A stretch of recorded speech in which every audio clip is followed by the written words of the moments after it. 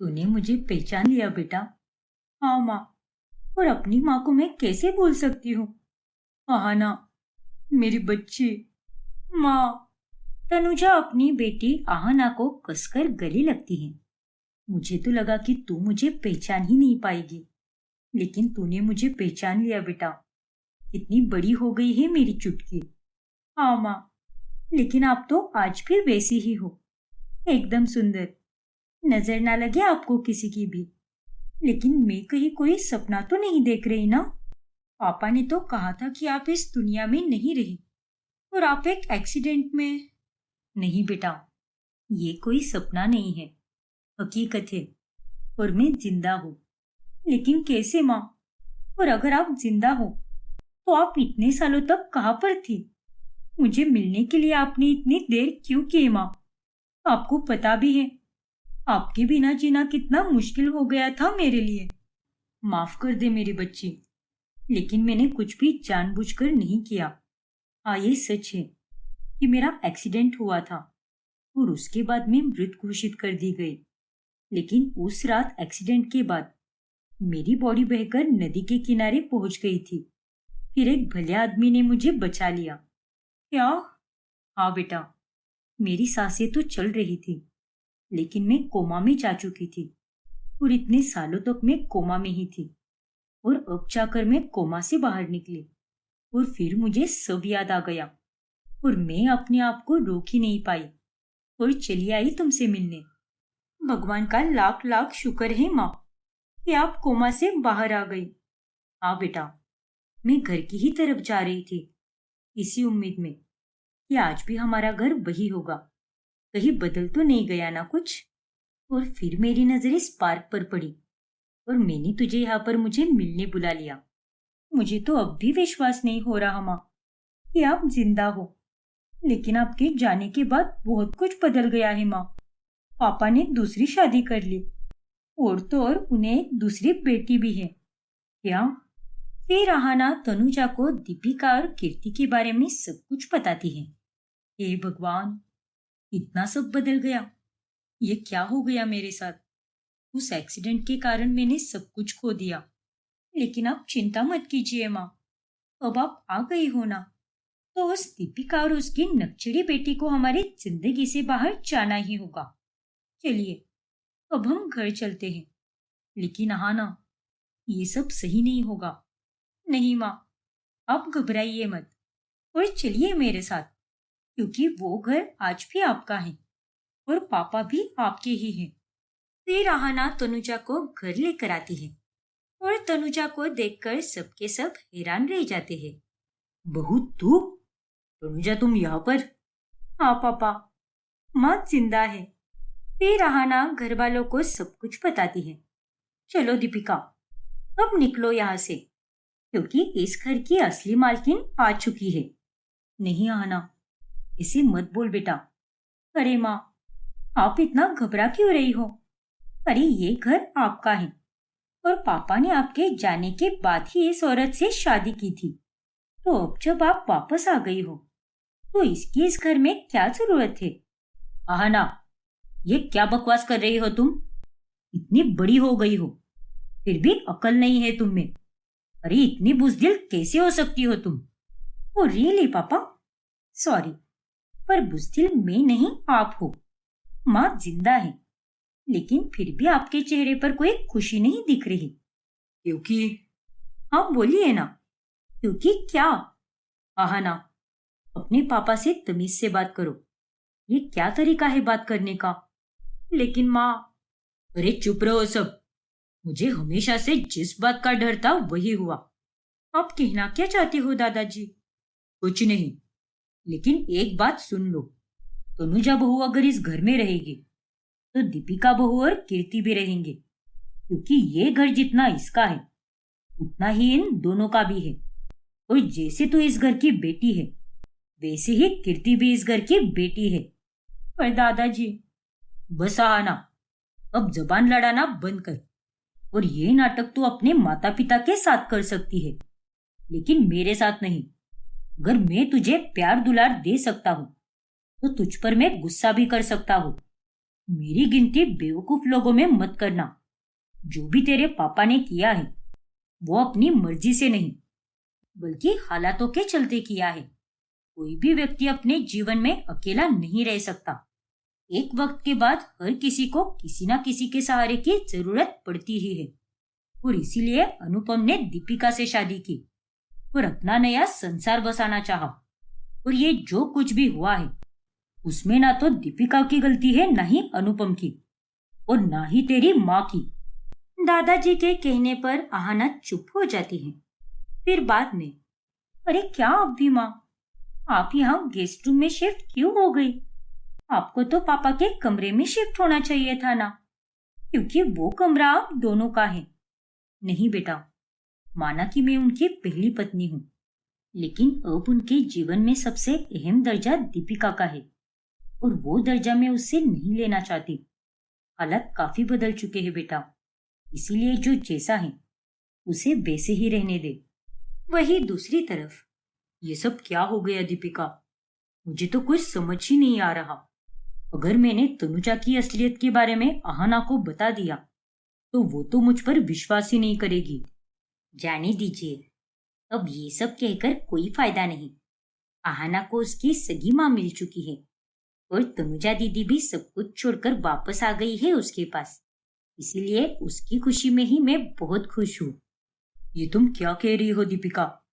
मानना पड़ेगा, इतना बड़ा दिल है तुम्हारा। फिर अगले दिन, अरे दीपिका, क्या तुम मुझे रसोई के बारे में सब बता दोगे क्या? कि कौन सा सामान कहाँ पर रखा है? अरे आप रहने दीजिए दीदी, मैं हूं ना, मैं कर लूंगी सब कुछ। अरे नहीं नहीं, ये तुम कैसी बातें कर रही हो? अब से हम दोनों साथ मिलकर बनाएंगे खाना। चलो अब मुझे सब कुछ बताओ। ठीक है दीदी। फिर तनुजा और दीपिका मिलकर सारा खाना बनाती हैं। वाह, क्या कमाल का खाना बनाया है आपने माँ। You are the best. Deepika, इन खाने में से तुमने जो खाना बनाया है वही परोसो मुझे, क्योंकि मैं किसी और के हाथ का बना खाना बिल्कुल नहीं खाऊंगा। जी लेकिन दीपिका, मैंने जितना कहा उतना ही करो, लेकिन वेकिन मत करके बैठो। ठीक है जी, अभी परोसती हूँ। फिर अनुपम दीपिका के हाथ का बना ही खाना खाता है।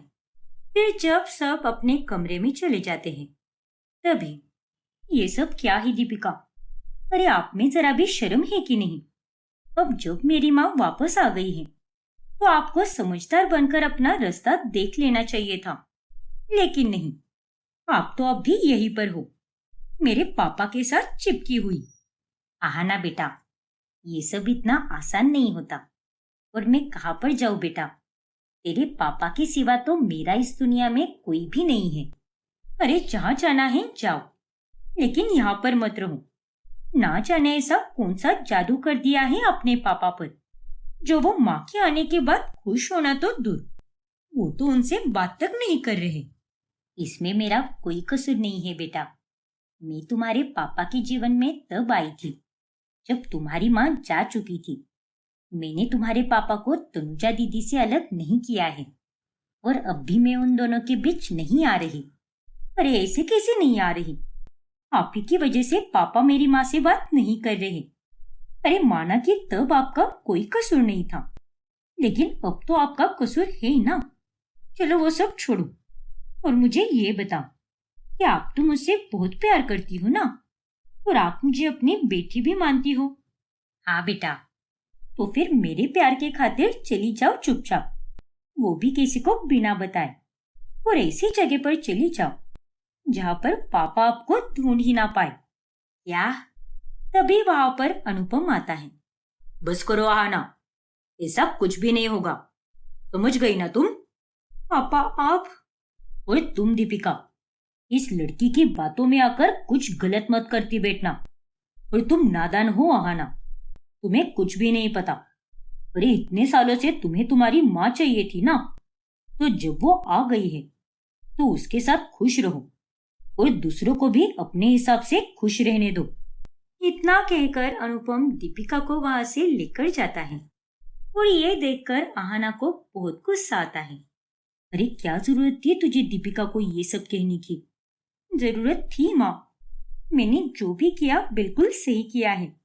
और आप देखना, मैं अब ऐसी ऐसी चालें चलूंगी जिनके चलते उस दीपिका को हमारी लाइफ से बाहर जाना ही पड़ेगा। खबरदार आहाना, जो तूने ऐसा कुछ भी किया तो तुझे मेरी कसम। लेकिन माँ, आप इतना सब कुछ क्यों सहन करके ले रही हो? और ये सब आपका होकर भी आप अपने हाथ से जाने दे रही हो।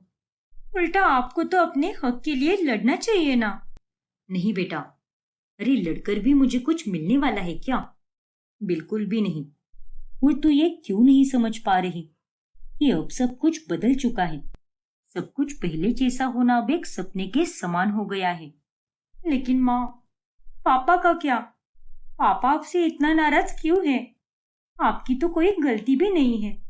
मुझे भी उसी बात की हैरानी हो रही है कि जिस आदमी को मैंने इतना टूटकर प्यार किया, जिसके साथ मैंने 7 फेरे लिए, आज वही आदमी मेरे साथ अजनबी की तरह पेश आ रहा है। लेकिन कोई बात नहीं बेटा, आज मैं बहुत खुश हूँ। पूछ क्यों? क्यों माँ? क्योंकि भले ही मेरे साथ कोई हो या ना हो, लेकिन आज तू मेरे पास है। वादा कर बेटा, तू अपनी माँ के साथ हमेशा रहेगी। तू कभी मुझे छोड़कर तो नहीं जाएगी ना, जैसे मुझे बाकियों ने छोड़ दिया? नहीं माँ, वादा रहा, मैं आपको छोड़कर कभी नहीं जाऊंगी। अब बहाना जब अनुपम, कीर्ति और दीपिका को साथ में देखती है तब उसे बहुत दुख होता है। फिर एक दिन जब घर में एक पूजा होती है तभी, जल्दी चलो दीपिका, आज पूजा में तुम ही मेरे साथ बैठोगी। जी। 1 मिनट पापा, अगर सही मायनों में देखा जाए तो आपकी असली बीवी माँ है, ना कि ये औरत। इसीलिए पूजा में आपके साथ माँ ही बैठेगी। नहीं आहाना, चुप हो जा। नहीं माँ, मैं चुप नहीं बैठूंगी। सब कुछ चुपचाप सहन करके लेने की आदत आपकी होगी, मेरी नहीं। अब तक जो भी हुआ बहुत हुआ। और ठीक है, अगर आप इस औरत को घर से नहीं निकालना चाहते तो मत निकालो, लेकिन मेरी माँ को तो उनका हक दे दो। बस करो आहाना, और ये सब क्या तमाशा लगा के रखा है? पूजा का मुहूर्त निकला जा रहा है, इसलिए अपनी ये बकवास बंद करो और मुझे अपनी बीवी के साथ पूजा करने दो। क्या? अनुपम सही कह रहा है। और आहाना बेटा, तू सारी सच्चाई नहीं जानती, और हम तुझे अगर बताएंगे तो तू उस पर भी विश्वास नहीं करेगी। इसीलिए कह रहा हूं, दीपिका ही अनुपम की असली बीवी है और पूजा में वही उसके साथ बैठेगी। वाह, क्या बात है! तो अब सबके सब एक हो चुके हैं और हम दोनों माँ बेटी को अलग कर दिया है। बहुत खूब दादाजी। लेकिन जिस घर में मेरी माँ को इज्जत नहीं मिलेगी, उस घर में मैं भी नहीं रहूंगी। चलो माँ, अब हम अपनी नई दुनिया बसाएंगे। क्या? बस करो आहाना, अब ये क्या जिद है? और नहीं तो क्या आहाना, फालतू की बातें बंद कर। नहीं, अब मैं किसी का नहीं सुनूंगी। आप सब बेवजह मेरी बेचारी माँ के साथ अन्याय कर रहे हो, जबकि उनकी कोई गलती भी नहीं है। अरे आप सबको पाप लगेगा, और ये एक बेटी की बद्दुआ है। अगर तुझे तेरी माँ की इतनी ही पड़ी है तो सारा सच सुनती जा। नहीं, अब मुझे कुछ भी नहीं सुनना। अरे आप सब झूठे फरेबी लोग हो, और ऊपर वाला सब देख रहा है। सबका हिसाब होगा। चलो माँ। नहीं आहाना, मैं ही निकल जाती हूँ यहाँ से, लेकिन तू यहीं पर रहे, क्योंकि ये सारी मुसीबत मेरे ही आने से हुई है। मेरी ही गलती थी, मुझे यहाँ पर आना ही नहीं चाहिए था। नहीं माँ, आपकी बेटी आपसे अलग नहीं रहेगी, और मेरे लिए इन सबसे बढ़कर आप हो। पर बेटा, मैंने कहा ना माँ, मैं आपके साथ ही रहूंगी। अब चलिए। तनुजा, इसे अपनी भाषा में समझा दो कि ये लड़की कहीं नहीं जाएगी। आहाना बेटा, रुक जाओ ना यहीं पर। प्लीज ऐसा मत करो बेटा। नहीं माँ, इस घर से और यहाँ के लोगों से अब से मेरा कोई रिश्ता नहीं। मैं अब मर चुकी हूँ इन सब के लिए। फिर आहाना तनुजा के साथ वो घर छोड़कर चली जाती है। अब आगे क्या होगा जानने के लिए हमारा अगला भाग देखना ना भूलें। और अगर आपने हमारा चैनल सब्सक्राइब नहीं किया है तो अभी सब्सक्राइब कीजिए और बेल आइकॉन दबाना ना भूलें। क्या? ये तो क्या बोल रही है? हाँ माँ, नहीं रहूंगी मैं अब यहाँ पर। बस अब पानी सर के ऊपर जा रहा है। वाह, उल्टा चोर कोतवाल को डांटे। सारी गलतियां तेरी और कसूर हमारा। मम्मा मम्मा, मुझे अकेले नहीं रहना है। आप मुझे यहाँ से भी लेकर जाओगी तो मैं क्या करूंगा? फिलहाल तो अपना मुंह बंद करो समर। अरे दीदी, प्लीज ऐसा मत कीजिए। क्यों बात को बढ़ा रही हो आप? और अपने गुस्से के कारण अपने बेटे की खुशियां क्यों बर्बाद कर रही हो? पहले उसे अपने पिता के घर से अलग किया और अब नानी के भी घर से अलग कर रही हो। आरोही बेटा, तुझे जाना है तो तू जा, लेकिन मेरा नाती कहीं नहीं जाएगा। वो यहीं पर रहेगा। ये आप तय करने वाली कोई नहीं होती माँ।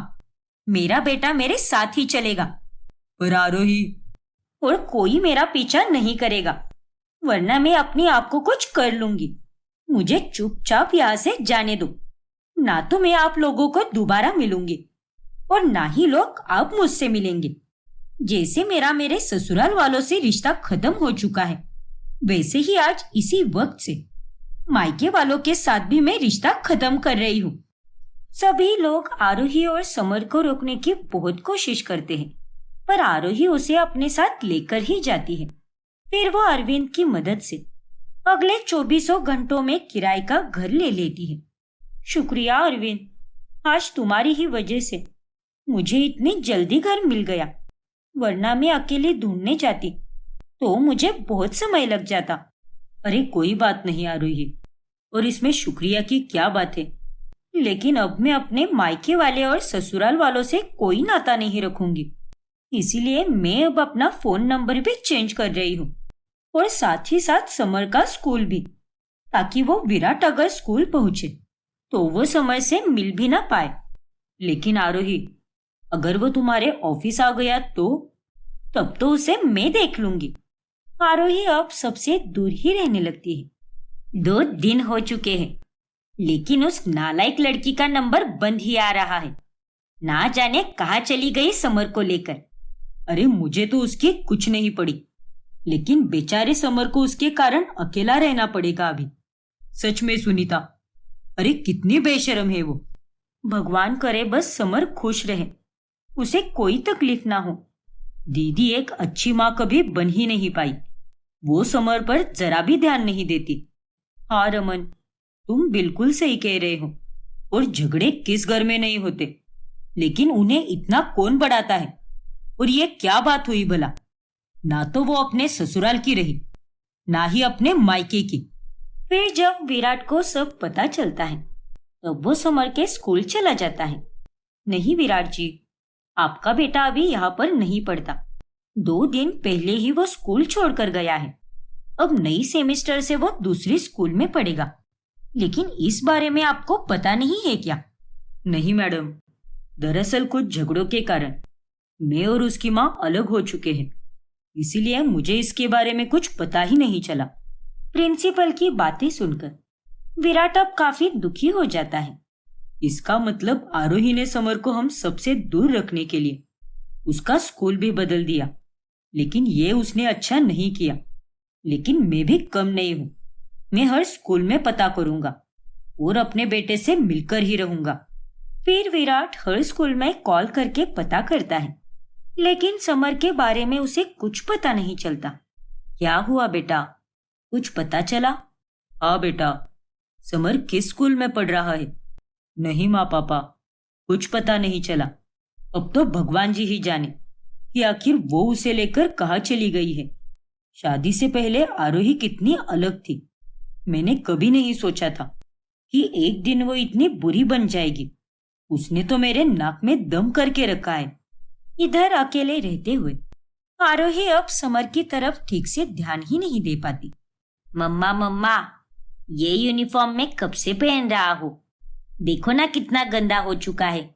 देखो समर, मेरे सामने ज्यादा नखरे मत करो। यहाँ मेरे पास इतना मुफ्त का समय बिल्कुल नहीं है कि मैं सब ये करती बैठूं। कभी कभार अपनी माँ को भी समझ कर लिया करो। ठीक है मम्मा। वैसे आज आपने टिफिन में क्या दिया है? चिप्स और व्हाइट सॉस पास्ता दिया है मैंने। लेकिन मम्मा, रोजाना ये सब खाकर मैं पक गया हूँ। मुझे दाल चावल रोटी सब्जी खाने का बहुत मन कर रहा है, लेकिन आप तो बस मुझे चिप्स कुकीज और केक सैंडविच यही सब देती रहती हो। मेरे लिए खाने को कुछ बना दो ना मम्मा। देखो समर, मैंने तुमसे पहले भी कहा है कि मैं घर का और बाहर का काम एक साथ नहीं संभाल सकती। और ऐसा तो नहीं है ना कि मैं तुम्हें भूखा रख रही हूँ, रेडीमेड या झटपट आइटम से ही सही, लेकिन खाने को तो दे रही हूँ ना मैं तुम्हें। उसी बात की मेहरबानी समझो। अब जाओ, सुबह सुबह मेरे दिमाग का दही मत करो। बेचारा समर कुछ नहीं बोल पाता। फिर अगले दिन जब आरोही अपने ऑफिस से बाहर निकलती है, तब वो वहां पर विराट को देखकर हैरान रह जाती है। अच्छा हुआ जो तुम आ गई। तुमसे मिलने के लिए मैं यहाँ पर कब से खड़ा हूँ। अरे बात तो ऐसे कर रहे हो जैसे कि मैंने तुम्हें बुलाया है। देखो आरोही, मुझे समर से मिलना है। कहाँ है वो? आखिर कहाँ चली गई हो तुम उसे लेकर? और तो और तुमने उसकी स्कूल भी बदल दी है। अरे तुमने एक बार भी उससे उसकी मर्जी पूछी क्या? वो बेचारा अपने परिवार से अलग हो चुका था और अब तुमने उसे अपने दोस्तों से भी अलग कर दिया। तुम सच में एक घटिया माँ हो। छी! देखो विराट, अपनी हद में रहकर बात करो। और मैं अच्छी तरह से जानती हूँ कि मेरे बेटे की खुशियां कहाँ है और कहाँ नहीं। तुम जैसे बुज़दिल लोगों के साथ रहकर वो भी तुम्हारी तरह ही बनेगा, इसीलिए मैंने उसे अपने साथ रखा है। अरे बंद करो अपनी ये फालतू की बकवास और मुझे मेरे बेटे से मिलवाओ, वरना बहुत बुरा होगा। अरे क्या बुरा होगा? हाँ, तुम्हें जो करना है करो, लेकिन मैं और मेरा बेटा तुम लोगों के हाथों आने से रहा। आखिर क्यों पीछे पड़े हो हमारे? छोड़ दो ना हमें हमारे हाल पर, जीने दो हमें चैन से। देखो आरोही, तुम्हें जो करना है तुम कर सकती हो, मुझे उससे कोई लेना देना नहीं है। लेकिन मुझे तो बस अपने बेटे की परवाह है और उसे मुझसे तुम अलग नहीं कर सकती। समझ गई ना? देखो विराट, तुम मुझसे इस तरह से बात नहीं कर सकते, वरना मैं तुम पर मानसिक तौर पर परेशान करने के लिए केस कर दूंगी। हाँ तो करो ना, लेकिन मैं भी कोई चुप बैठने वालों में से नहीं हूं। मैं भी तुम पर केस कर दूंगा, मुझे मेरे ही बेटे से ना मिलने देने के लिए। फाड़ो और गला फाड़ो, लेकिन मैं तुम्हें समर तक पहुंचने ही नहीं दूंगी। आरोही रुक जाओ। आरोही, ये तुम सही नहीं कर रही। आरोही रुक जाओ। अब गुजरते दिनों के साथ साथ आरोही से घर और बाहर दोनों के काम ठीक से नहीं हो पाते, इसीलिए वो नौकरानी रख लेती है जिसका नाम बसंती होता है।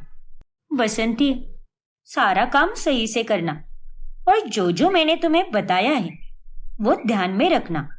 मैं घर पर नहीं रहूंगी तो तुम अपना काम करके चली जाना। हाँ ठीक है मैडम।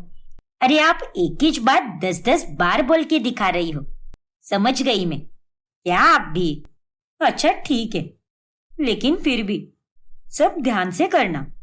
फिर एक दिन स्कूल से घर जाते समय समर को विराट की बहुत याद आती है और तभी उसे एक फोन भूत दिखाई देता है। घर पर तो मम्मा फोन को छूने भी नहीं देती। एक काम करता हूँ, यहाँ के फोन से मैं पापा को फोन करता हूँ और उन्हें मुझसे मिलने बुलाता हूँ। हाँ, मुझे तो पापा का नंबर भी याद है। फिर समर अपने पापा को फोन लगाता है, लेकिन विराट फोन ही नहीं उठाता। पापा उठा लो ना फोन, मुझे आपसे बात करनी है पापा, आपकी आवाज सुननी है। 2 से 3 बार और प्रयास करने के बाद भी विराट फोन नहीं उठाता, जिसके बाद समर को निराश होकर घर जाना पड़ता है। ऐसे ही एक दिन जब आरोही घर पर आती है, तभी वो देखती है कि बसंती काम छोड़कर बस फोन पर ही बात कर रही है। हे भगवान! अरे ओ बसंती, तुम्हारी अक्ल क्या घास चढ़ने गई है क्या? ये सारा काम छोड़कर तुम गप्पे मार रही हो? पागल वागल हो गई हो क्या? अरे मेम साहब, अब बीच मेरे पति का फोन आया था, उसी से बात कर रही थी मैं। और आप काम की चिंता मत करो मेम साहब, मैं अभी 2 मिनट में सारा काम फटाफट से कर लूंगी। आप काय को टेंशन लेती हो, बसंती है ना। अरे बोल बच्चन मत बनो और जरा काम भी करो।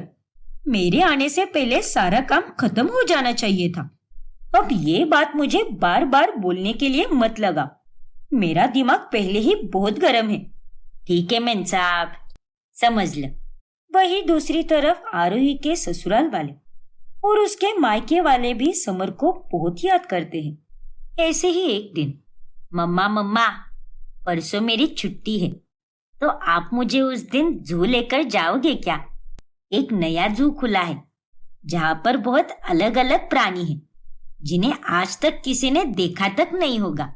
समर बेटा, तुम्हारी छुट्टी है लेकिन मेरी नहीं, इसीलिए मैं नहीं आ पाऊंगी। और क्या घूमना, हम थोड़े दिन बाद जाएंगे घूमने, और अभी मेरे पास इतने पैसे भी नहीं हैं।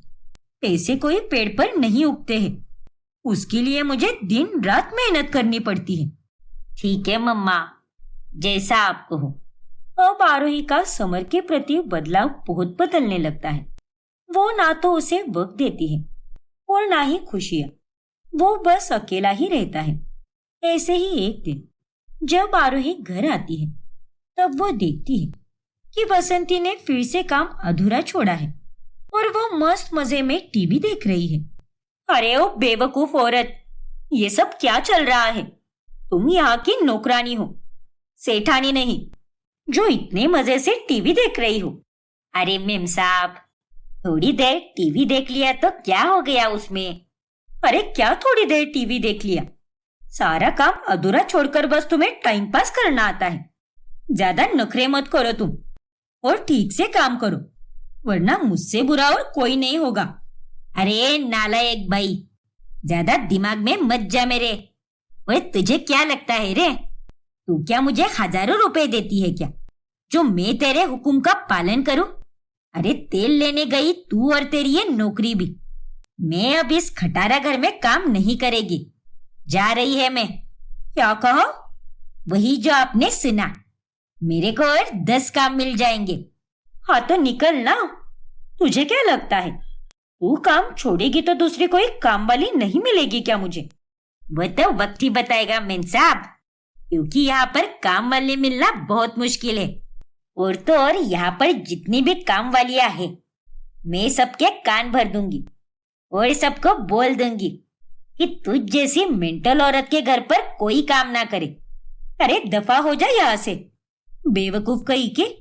आरोही उसके बाद नौकरानी ढूंढने की बहुत कोशिश करती है, लेकिन उसे वहां पर एक भी नौकरानी नहीं मिलती, जिस कारण वो अब बहुत परेशान हो जाती है। अरे यार, फिर से सारा काम मुझे ही करना पड़ेगा। घर पर थी तब वहां पर मुफ्त का काम भी हो जाता था, नेहा थी, माँ थी, लेकिन अब मैं अकेली क्या क्या करूंगी? मेरी तो पूरी तरह वाट लग चुकी है। घर का सारा काम करने के बाद में आरोही की हवा टाइट हो जाती है। फिर एक दिन अचानक से समर की तबीयत बहुत खराब हो जाती है। देखो समर, मैं पार्टी में जा रही हूँ बेटा, रात को देर से आऊंगी, इसीलिए बाहर से लॉक करके जाऊंगी। मैंने तुम्हारे लिए नूडल्स बना दिए हैं, खा लेना उसे, ठीक है ना? लेकिन मम्मा, मेरी तबीयत कुछ ठीक नहीं लग रही, आप प्लीज कहीं मत जाओ ना, आज की रात मेरे पास ही रहो ना। अरे नहीं समर, तुम्हें कुछ भी नहीं हुआ है। अगर तुम कुछ खा लोगे तो तुम्हारी तबीयत फिर से ठीक हो जाएगी। नहीं मम्मा, आप रुको मेरे पास ही। बस करो समर, तुम्हारा तो अभी ये रोज का नाटक हो गया है। जब देखो तब मुझे कुछ ना कुछ कहकर रोकने की कोशिश करते हो। अरे तुम्हारे कारण मैं अपनी जिंदगी में मजे करना नहीं छोड़ सकती। मुझे अभी पार्टी में जाना है, देर हो रही है मुझे। पर मम्मा, समर आरोही को रोकने की बहुत कोशिश करता है, लेकिन फिर भी वो चली जाती है। फिर रात में जब वो देर से घर लौटती है, तभी समर को वो फर्श पर बेहोश देखती है और पूरी तरह घबरा जाती है। समर, ये क्या हो गया तुम्हें? हे भगवान, इसका तो पूरा बदन बुखार से तप चुका है।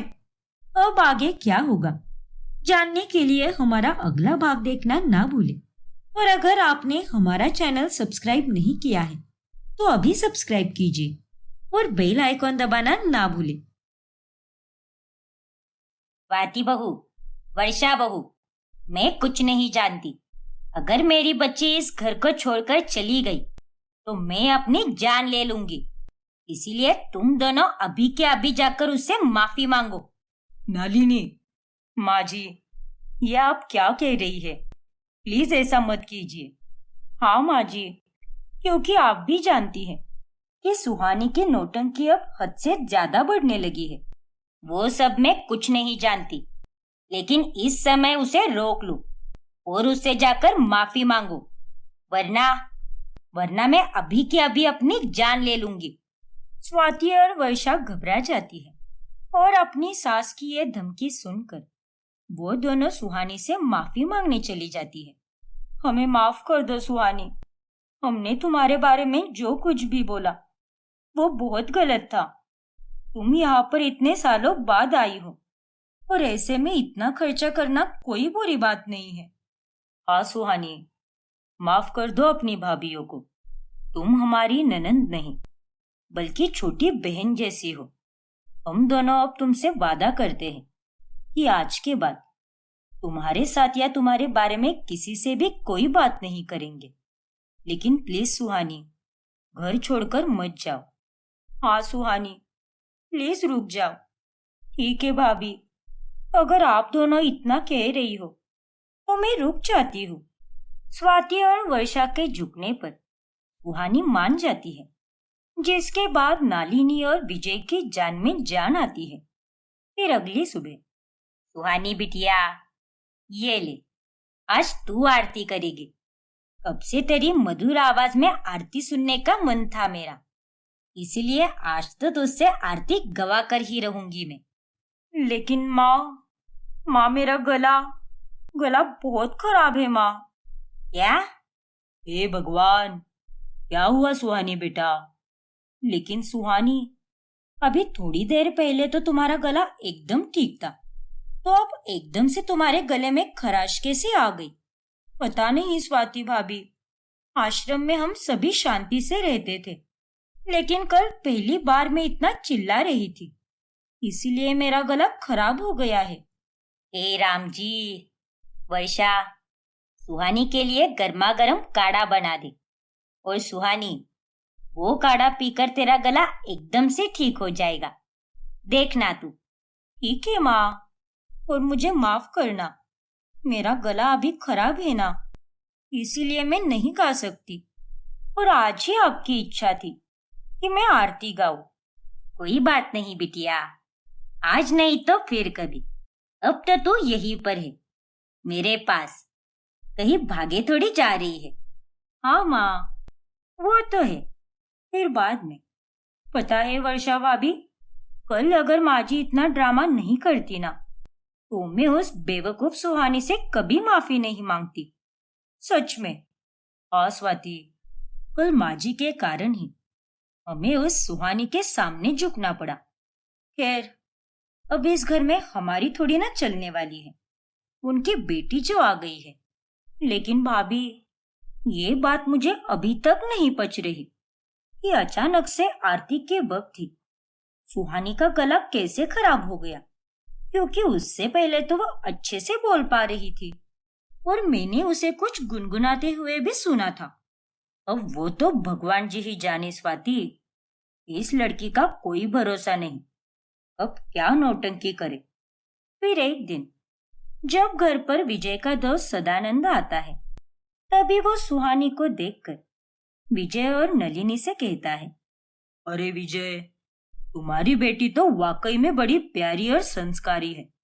सच में मेरे बेटे आलोक और सुहानी की जोड़ी बहुत जचेगी। क्यों, तेरा क्या कहना है? अरे हाँ, ये तो तूने बिल्कुल सही कहा। सुहानी और आलोक दोनों साथ में बहुत सुंदर दिखेंगे। हाँ यार, मुझे तो अपने बेटे के लिए तेरी बेटी बहुत पसंद आई है। अब आगे का फैसला आप दोनों के ऊपर है। लेकिन आलोक को भी तो पूछना चाहिए ना कि उसकी मर्जी है भी या नहीं। नहीं नालिनी भाभी, आप उसकी चिंता मत कीजिए। मेरा बेटा मेरी एक भी बात नहीं टालता। जो भी मैं कहता हूँ वो वही करता है। बस आप अपनी बेटी से बात कीजिए। ठीक है सदानंद भाई साहब, हम सुहानी से इस बारे में जरूर बात करेंगे। फिर सदानंद के चले जाने के बाद वो दोनों सुहानी को सारी बातें बताते हैं। नहीं पापा, मैं अभी शादी करने के लिए बिल्कुल तैयार नहीं हूँ। पर बिटिया, उम्र निकल जाने के बाद शादी करके क्या फायदा?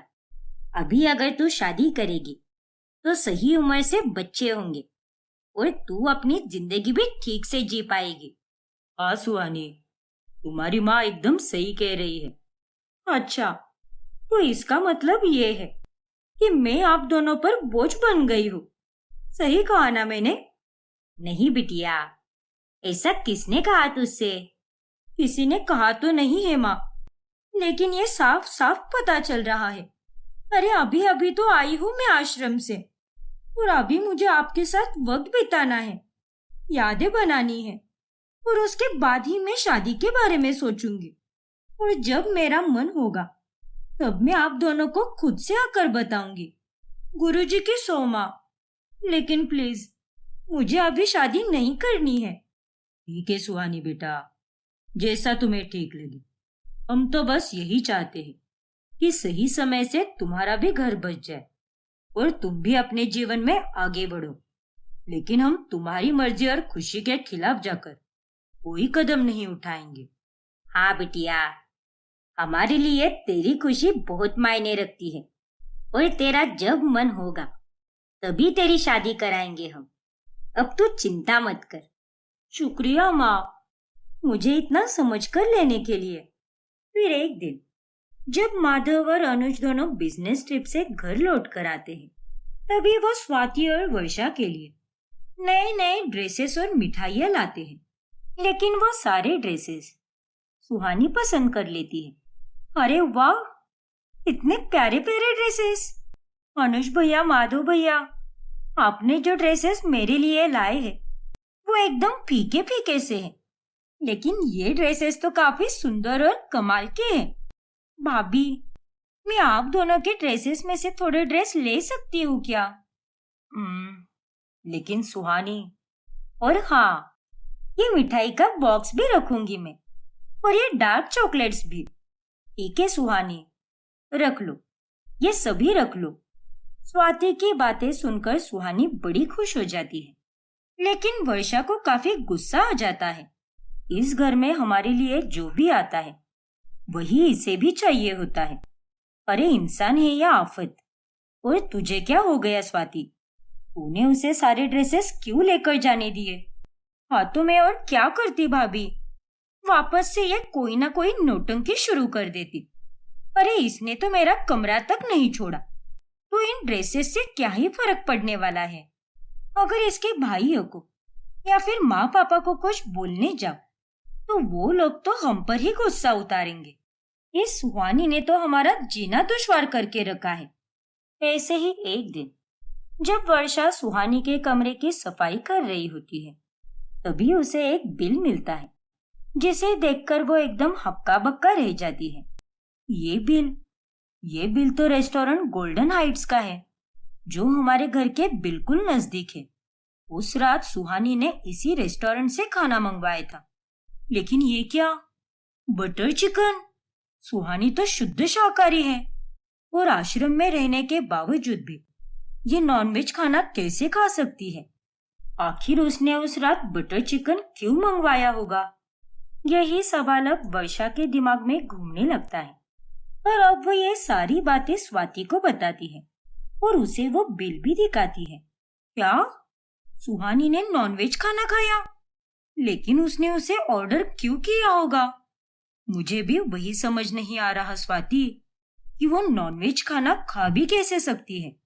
चलिए वर्षा भाभी, हम ये बिल जाकर सीधे माँ जी और पापा जी को दिखाते हैं और उन्हें सारी बातें बताते हैं कि उनकी बेटी अब नॉनवेज भी खाना खा रही है। नहीं स्वाति, ऐसा भूल कर भी मत करना, क्योंकि अगर हम अभी उनके पास चले गए तो वो दोनों कुछ समझने की बजाय उल्टा हम दोनों पर ही भड़क जाएंगे। तो फिर हम क्या कर सकते हैं भाभी? देख स्वाति, मुझे तो इस सुहानी में बहुत गड़बड़ लग रही है और हमें इस बात की तह तक जाकर सबूत जुटाने होंगे और उसके बाद ही हम दोनों माँ जी और पापा जी के पास जाएंगे। हाँ भाभी, आपने बिल्कुल सही कहा।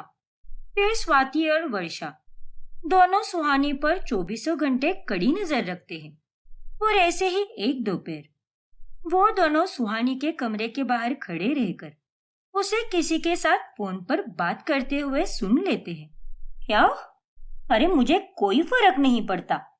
तुमसे मैंने जितना कहा है उतना ही करो, वरना मैं तुम्हें नहीं छोड़ूंगी, समझे कि नहीं?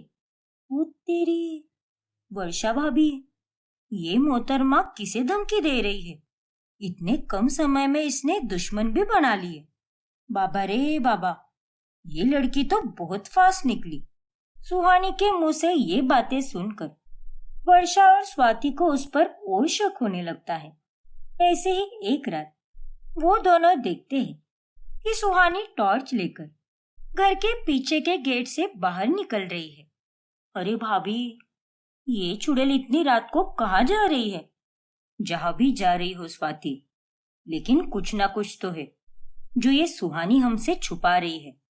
चल, आज तो हमें इसका पीछा करना ही होगा और सच का पता लगाना ही होगा। हाँ भाभी, चलो। फिर स्वाति और वर्षा सुहानी के पीछे पीछे चली जाती है, जिसके बाद वो देखते हैं कि सुहानी एक सुनसान जगह पर एक आदमी से मिल रही है और वो आदमी और कोई नहीं बल्कि वो ब्राह्मण ही होता है जिसने सुहानी को घर पर लाकर छोड़ा था। अरे, ये तो वही ब्राह्मण है, लेकिन ये अब मामूली कपड़ों में। ये तो दिखने में कोई गुंडा मवाली लग रहा है। ये सब आखिर क्या चल रहा है? मैडम, आप बिल्कुल चिंता मत कीजिए, असली सुहानी हमारी कैद में ही है। बहुत खूब, क्योंकि बहुत मुश्किल से हमने ये सब किया है। मुझे अमीर बनना था, इसीलिए मैंने उस असली सुहानी को अगवा करके उसकी जगह ले ली।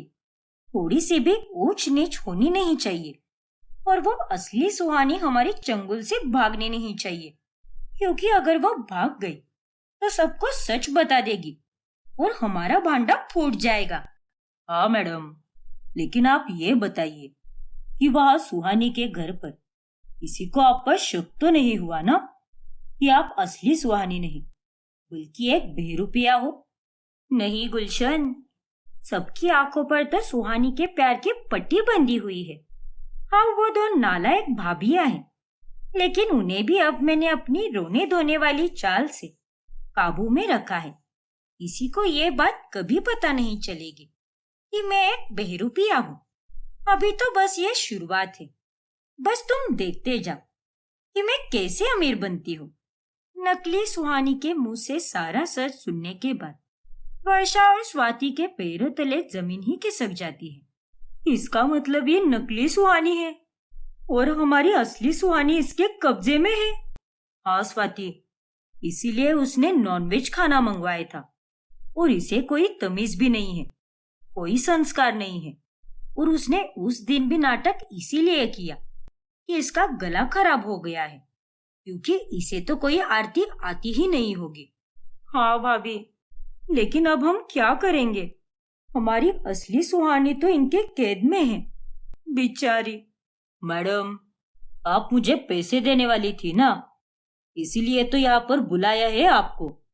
हाँ हाँ, दे रही हूँ। ये लो, मैं तुम्हें हर 15 दिन में पैसे देती रहूंगी, लेकिन तुम और तुम्हारे आदमी उस सुहानी को कहीं जाने मत देना, और अगर वो मर जाती है तो मरने दो, लेकिन बस उसे भागने मत देना। ठीक है मैडम, जैसा आप कहो। फिर सुहानी चली जाती है और वो आदमी यानी गुलशन भी आगे चला जाता है। भाभी, जल्दी से उस गुलशन का पीछा करो, वो जरूर असली सुहानी के पास ही जा रहा होगा। ठीक है स्वाति। फिर स्वाति और वर्षा दोनों गुलशन का पीछा करने की बहुत कोशिश करते हैं, लेकिन वो बहुत आगे निकल जाता है और अंधेरे की वजह से वो दोनों उसे देख ही नहीं पाते। अरे यार, चला गया वो। अब हम क्या करेंगे भाभी? कैसे वापस लाएंगे हमारी असली सुहानी को? अब हमें पता चल गया है ना कि हमें उस बहरूपिया यानी नकली सुहानी का पर्दाफाश करना है। तुम फिक्र मत करो, हम अपनी असली ननन को उसके घर वापस लाकर ही रहेंगे और इस नकली सुहानी को तो सजा भुगतनी ही पड़ेगी, फिर चाहे कुछ भी हो जाए। आगे की कहानी देखने के लिए हमारा अगला भाग देखना ना भूलें। और अगर आपने हमारा चैनल सब्सक्राइब नहीं किया है तो अभी सब्सक्राइब कीजिए और बेल आइकॉन दबाना ना भूलें